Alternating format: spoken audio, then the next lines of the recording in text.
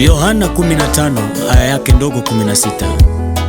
Si ninyi mlionichagua mimi, bali mimi niliyowachagua ninyi, nami nikawaweka mwende mkazae matunda, na matunda yenu yakapate kukaa, ili kwamba lolote muombalo kwa Baba kwa jina langu awapeni.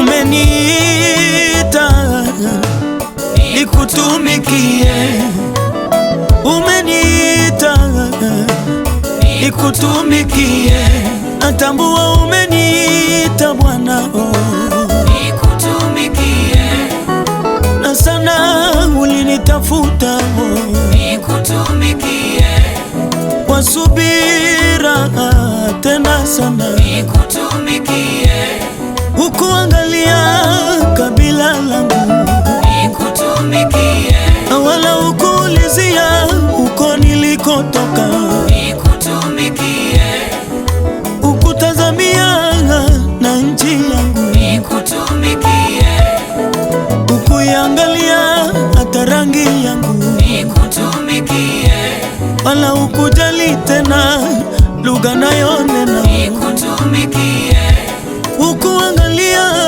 kiwango cha elimu yangu, nikutumikie, ulichosema dhambi nimesamehewa, nikutumikie, ulichosema Kalvari amekwisha msalabani, ulichoahidi nifuate nikufanye mvuvi wa wana wangu waliopotea katika dhambi. Come after me and I will make you fishers of men, he said unto them.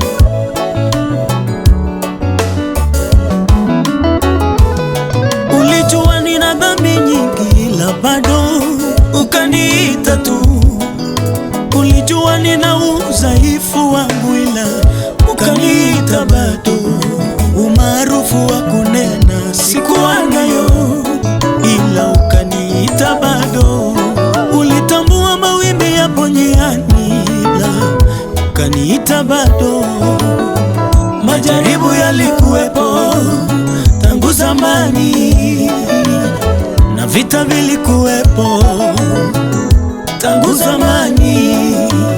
Si watumi kwa wote, ila watakaoamini waokolewe.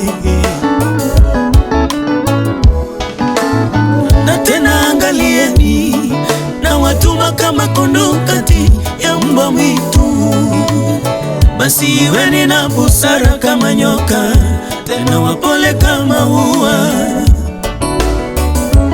Paulo anamwambia Timotheo, basi kama askari mwema wa Kristo Yesu, mshiriki taabu pamoja nami.